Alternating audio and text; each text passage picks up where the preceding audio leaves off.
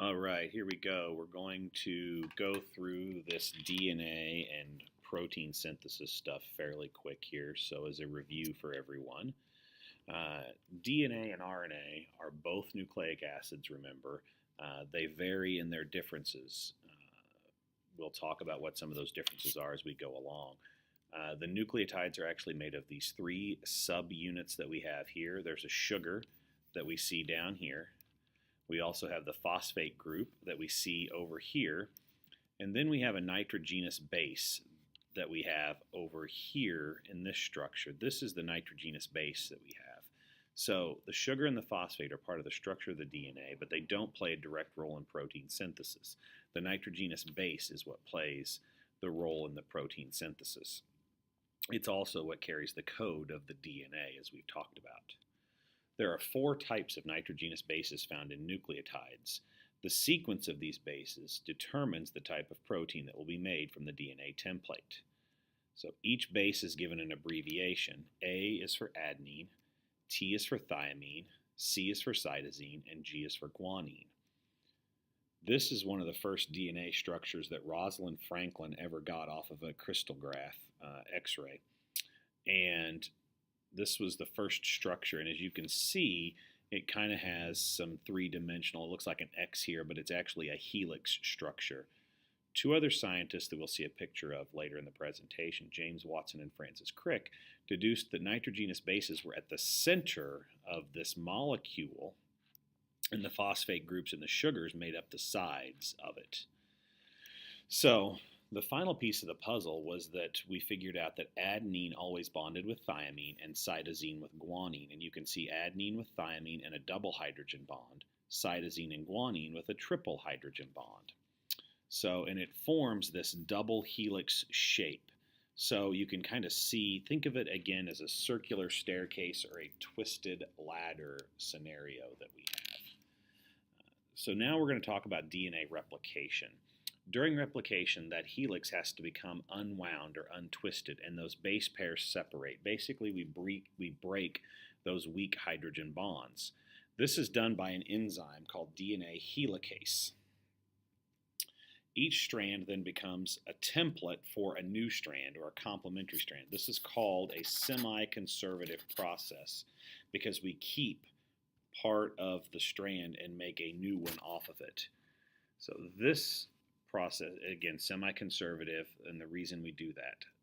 So each DNA is then responsible for producing a DNA strand of DNA polymerase. So each enzyme produces a new strand. So you can see the DNA polymerase comes along here and works along as it does.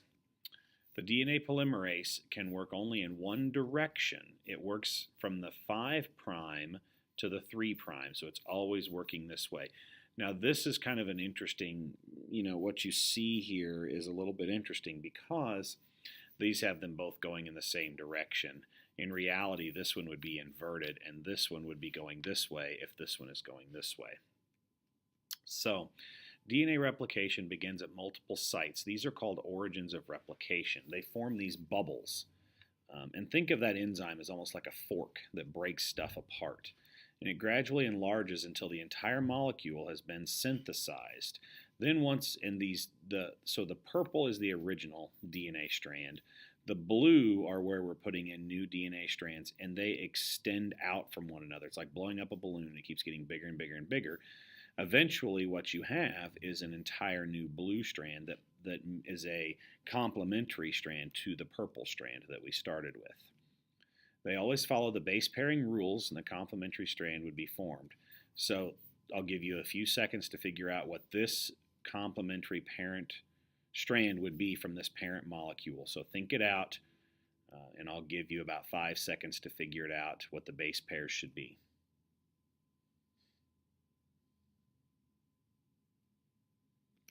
If you said CTTGTA, you were correct.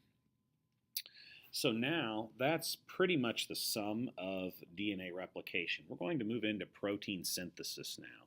So each heritable trait in our body is a result of gene expression or a specific segment of DNA.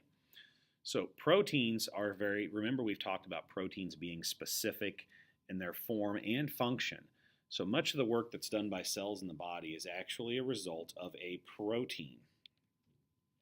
Examples that include, we have carrier proteins, we have recognition proteins, we have antibodies which bind to they bind and disable various infections and things like that.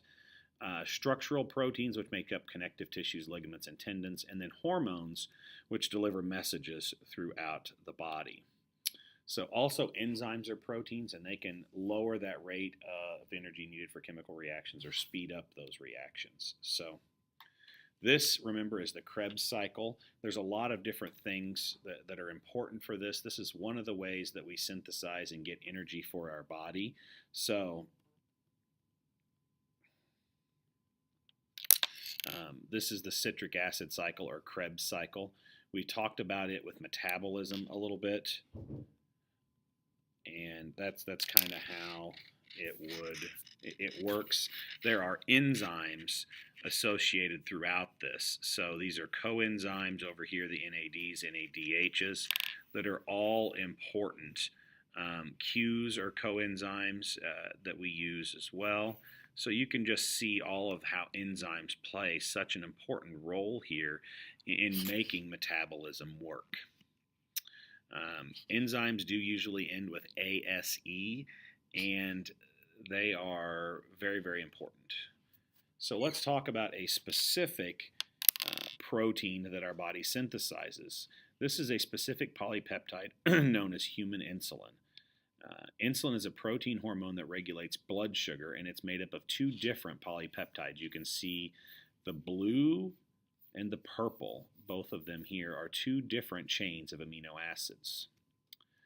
So when we talk about these chains of amino acids, this is a chain of amino acids. This is a primary structure here that's a chain of amino acids. That primary structure can be formed into an alpha helix, which is a secondary structure.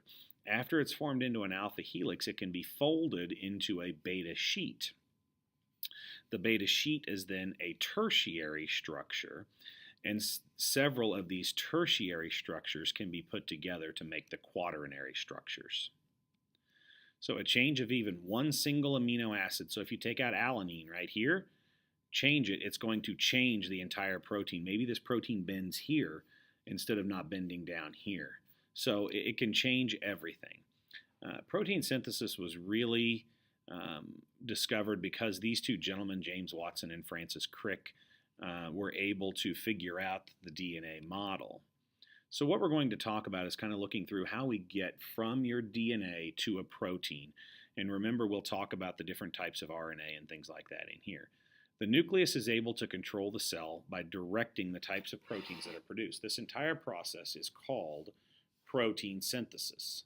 So this is an expression of a protein, is protein synthesis.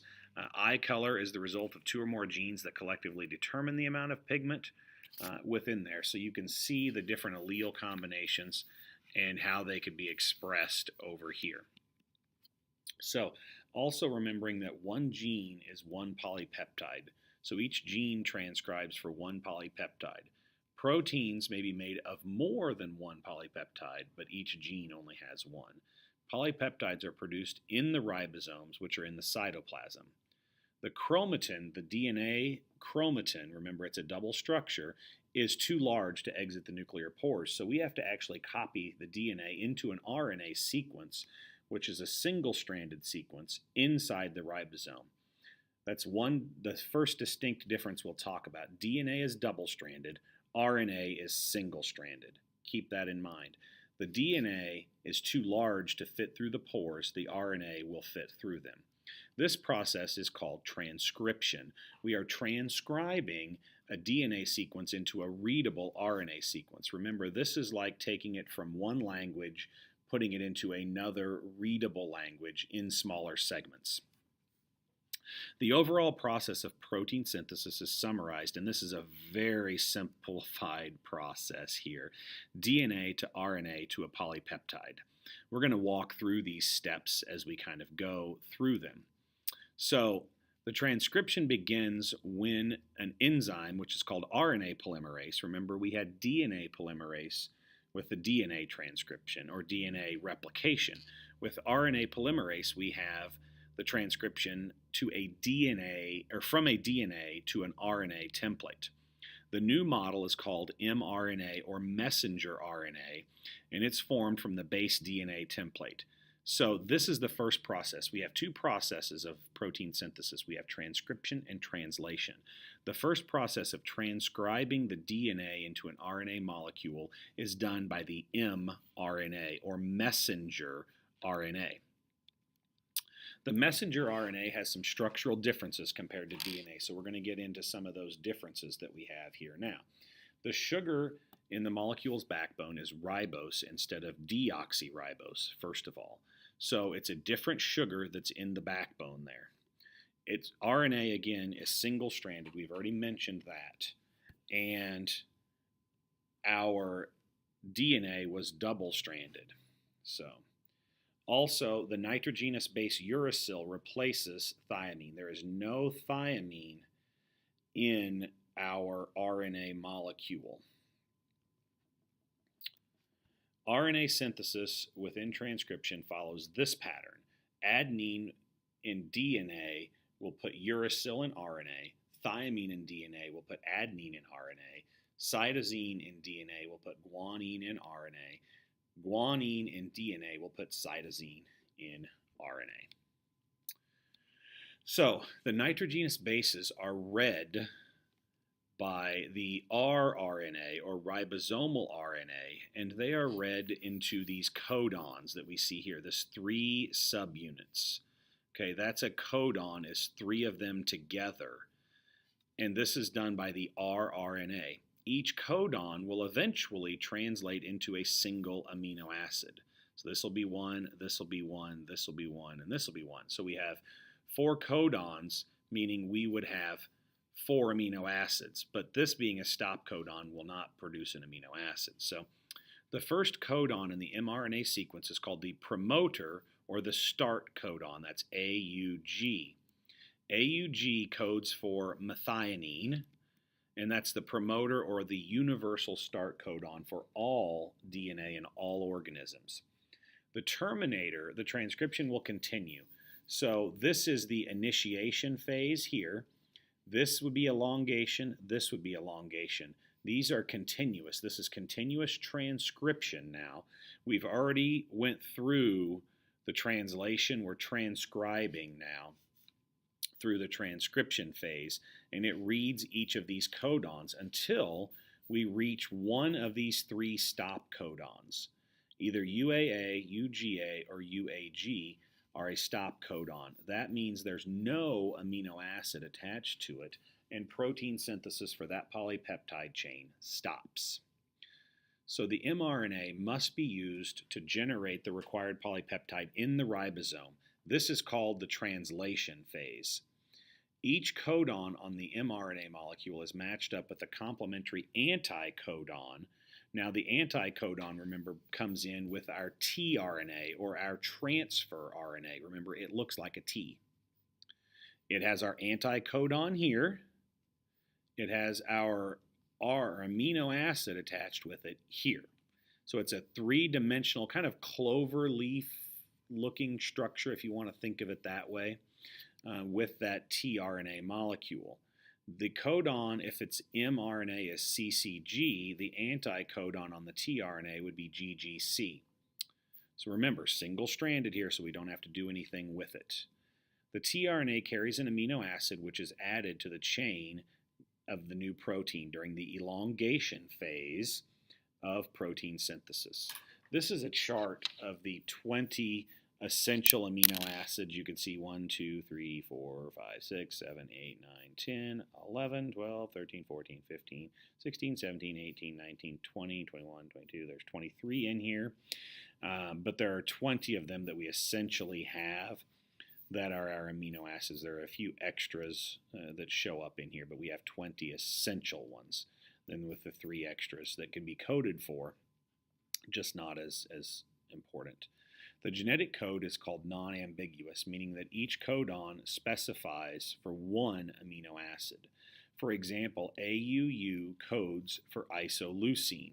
So we have A, then we go to U, and then down to U in the third position. This is the first letter, second letter, third letter. So AUU, isoleucine, right there.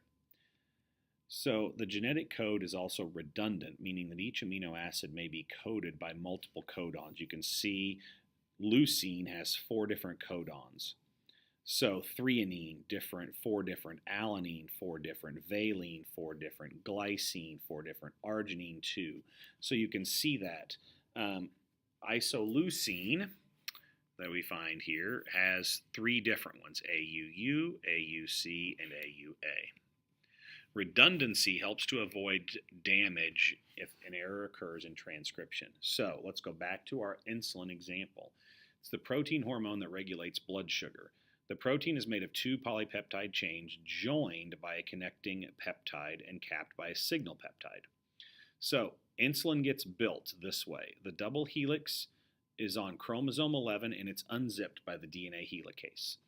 The messenger RNA is transcribed by RNA polymerase using one of the DNA strands. The messenger RNA molecule is then sent through the nuclear pore out of the ribosome, out through a nuclear pore in the nucleus, and it's picked up by the endoplasmic reticulum. The messenger RNA is received by a ribosome in the rough endoplasmic reticulum that then starts the translation process of the mRNA to tRNA with the transfer RNA. So we have the rRNA reading it, the tRNA that takes it then into these and making it with the amino acid making the chain. So the protein is built by one amino acid at a time using the tRNA molecules. The insulin is sent to the Golgi complex where it's packaged before it's released